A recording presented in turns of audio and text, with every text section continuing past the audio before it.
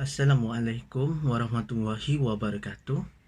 Nama saya Muhammad Yusri Haikal bin Muhammad Sanusi, TPH 202025453 dari kelas DPH 2D.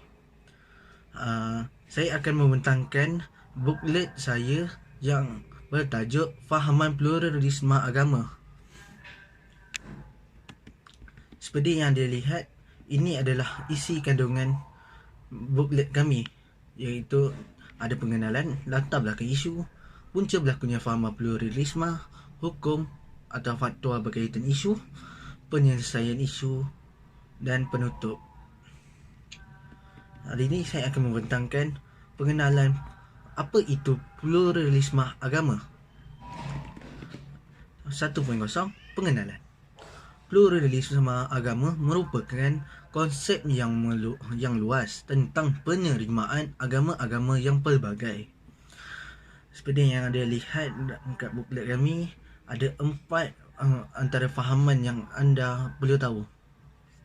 Yang pertama, tiada satu pun agama yang tunggal dan eksklusif untuk menjadi sumber kebenaran, atau setidak-tidaknya terdapat kebenaran dan nilai yang benar dalam agama lain.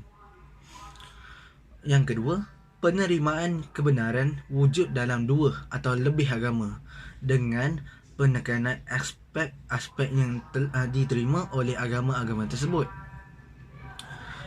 Yang ketiga, menggalakkan kerjasama dan dialog antara agama-agama yang berbeza bagi meningkatkan persefahaman. Dan yang keempat, digunakan sebagai istilah untuk merujuk kepada keadaan hidup bersama secara harmoni di antara penganut agama yang berbeza. Untuk latar belakang, saya akan memberikan kepada kawan saya. Assalamualaikum warahmatullahi wabarakatuh. Nama saya Muhammad Syabir bin Yusuf daripada kelas DPH 2D. Seterusnya, saya akan menjelaskan berkaitan latar belakang fahaman pluralisme agama. Okey, aktiviti penyebaran fahaman pluralisme agama atau penerimaan agama-agama yang pelbagai telah menapak di Malaysia daripada hasil penyelidikan daripada Unit Kajian dan Pembangunan Materika Reverted Muslim atau MRM. Mereka mendapati kini terdapat tidak kurang daripada 40 ajaran agama baharu dan kultus dari luar negara yang telah bertapak di Malaysia. Okey, berdasarkan kajian tersebut, kumpulan-kumpulan ajaran agama itu telah menubuhkan persatuan dan bergerak melalui pertubuhan bukan kerajaan, iaitu NGO, di samping menyebarkan fahaman mereka. Dan mereka juga memiliki banyak kerjasama yang erat di antara pertubuhan-pertubuhan bukan Islam, serta saling menyokong antara satu sama lain. Pemerhatian ini dilakukan pihaknya ke atas salah satu pertubuhan bermula sejak tahun 2018 setelah mendapati banyak program rentas agama dianjurkan seperti majlis berbuka puasa bersama penganut agama lain dan juga program Ittifal Dialog. Assalamualaikum warahmatullahi wabarakatuh. Saya Muhammad Akmal bin Ahmad dari kelas 2D DPH 202025 463. Saya akan membincangkan tentang punca fahaman pluralisme agama di Malaysia. Okey. Punca fahaman pluralisme agama semakin berkembang di Malaysia kerana telah menubuhkan pertubuhan bukan kerajaan, iaitu NGO, dalam melakukan kebajikan di samping menyebarkan fahaman mereka. Aktiviti pertubuhan itu yang dilihat mempromosikan persamaan bahawa semua agama adalah sama dan jelas bercanggah dengan akidah agama Islam. Unsur pluralisme ini yang dianjurkan oleh pertubuhan itu juga dapat dilihat dalam program Spiritual Musical Night yang mana telah berjaya diadakan pada tahun 2016 dan 2018, di mana pengisian program itu adalah sebanyak 6 penganut agama yang mempersembahkan nyanyian ketuhanan dan spiritual terdiri daripada wakil Islam, Kristian, Hindu, Sikh, Bahai, Buddha dan lain-lain. Program ini dia seolah-olah mempromosikan nilai ajaran agama masing-masing. Jika difikirkan, umat Islam yang menghadiri program itu akan dihidangkan dengan nyanyian keagamaan dari 5 agama lain dan secara tidak langsung ia adalah cara yang halus untuk menyebarkan doktrin agama asing kepada peserta Muslim selain dari fahaman pluralisme. 4.0 Hukum mengenai isu atau fatwa. Dalil dan penerangannya. Al-Quran Al-Karim dengan jelas menyatakan secara berulang kali bahawa Islam merupakan agama yang bersifat universal sehingga mengulang sebanyak lebih 70 kali kalimah Al-Alamin yang membawa maksud alam sejagat atau sekalian alam.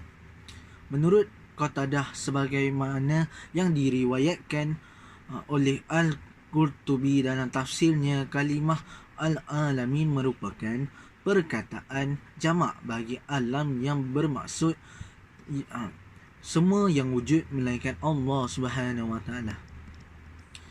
Antara sumber wahyu yang merakamkan kenyataan ini adalah firman Allah Subhanahu Wa Taala di dalam surah Al-Anbiya ayat 107 yang bermaksud wa ma arsalnaka ila rahmatan al-alamin. Maksudnya, dan tidaklah kami mengutuskan engkau Muhammad melainkan sebagai rahmat sekalian alam. Menurut Ibnu Kathir dalam tafsirnya, dalam ayat ini Allah Subhanahu Wa Taala mengabarkan bahawa dia menjadikan Muhammad sebagai rahmat bagi mereka, umat semua. Barang siapa yang menerima rahmat ini lalu beriman dan membenarkannya, maka dia memperoleh rahmat. Dan sesiapa yang melakukan sebaliknya, maka dia akan kerugian di dunia dan di akhirat. Okey, ini jelas menunjukkan bahawa pengertian Rasulullah SAW sebagai pembawa rahmat sekalian alam bukan membawa maksud menyeru kepada pluralisme agama. Sebaliknya, ia sesuatu penegasan daripada Allah SWT bahawa baginda membawa rahmat Islam yang boleh menjamin kebahagiaan dan keamanan manusia dan alam sejagat. Maka merugilah kepada manusia yang tidak menerima dan menjadikannya sebagai pegangan hidup sebagaimana yang dinyatakan oleh Ibnu Kathir di atas. Assalamualaikum warahmatullahi wabarakatuh. Nama saya Muhammad Mubin bin Zamri dari kelas DPIH 2D. Okey, di sini saya ingin menyambung sedikit tentang berkaitan hukum fahaman pluralisme. Okey. Pluralisme agama ni adalah salah satu istilah yang merujuk kepada fahaman yang menyamakan semua agama dalam arti kebenaran yang ada dalam semua agama dan keselamatan boleh dicapai menerusi mana-mana agama. Okey. Sebahagian umat Islam masih terkeliru dengan perbezaan antara pluraliti agama dan pluralisme agama. Okey, pluraliti agama ni adalah fakta kewujudan kepelbagaian dan perbezaan agama-agama di dunia sebagai fakta sunnatullah lah. Oleh kerana itu, ia adalah sesuatu yang tidak mungkin dinafikan. Manakala pluralisme agama ni adalah pandangan fikiran, sikap dan pendirian seseorang terhadap realiti kepelbagaian dari faktor perbezaan tersebut. Seterusnya, saya akan menjelaskan pula berkenaan dengan fatwa fahaman pluralisme.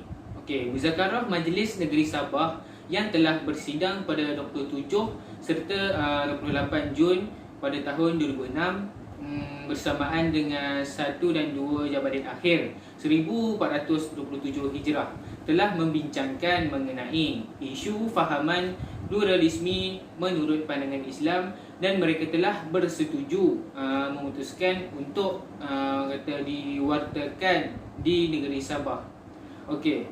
Mereka menyatakan pluralisme bermaksud fahaman atau keyakinan bahawa agama Islam adalah sama dengan agama-agama yang lain. Seterusnya, mereka menjelaskan bahawa fahaman pluralisme agama ini bermaksud tidak ada mana-mana agama yang boleh mengaku agamanya lebih benar dari agama yang lain.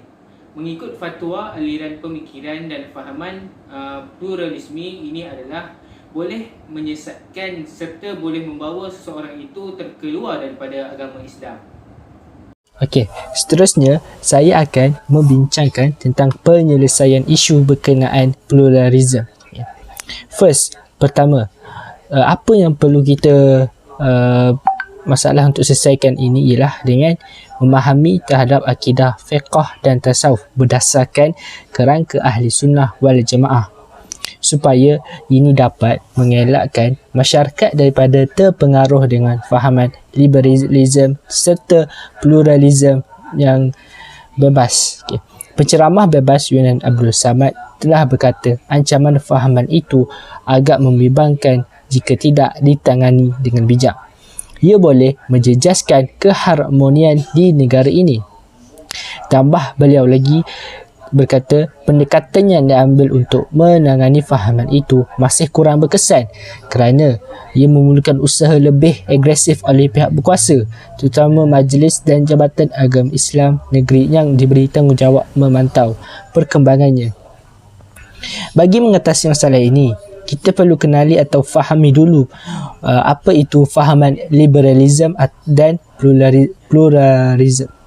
Seterusnya, saya akan menyambung menjelaskan penyelesaian isu berkaitan fahaman pluralisme agama.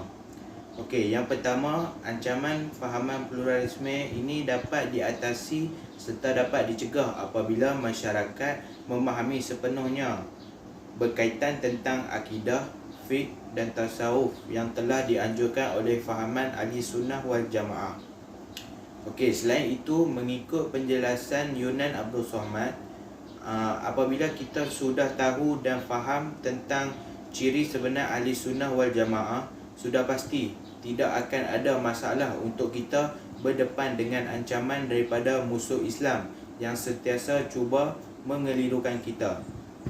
Okey, di samping itu, kita perlu mengetahui fiqh sebagai ilmu dengan mengetahui dan memahami sesuatu persoalan dengan segala hukum syarak yang diambil dari dalam Al-Quran dan As-Sunnah dengan penelitian yang mendalami. Bukan itu sahaja, pegangan yang kuat serta keyakinan mantap juga diperlukan bagi menjadikan kita mengetahui sesuatu kepercayaan itu pasti dan muktamad. Okey, akhir sekali, dalam memahami ilmu tasawuf pula, kita patutlah membina masyarakat yang mementingkan ketinggian akhlak serta rohani dalam kehidupan sederhana, dan kita hendaklah menjauhkan perkara yang melalaikan. Akhir sekali, apa yang kita dapat simpulkan bahawa penjelasan di atas menggambarkan keperluan untuk melaksanakan keharmonian dalam menghadapi kepelbagaian agama yang wujud.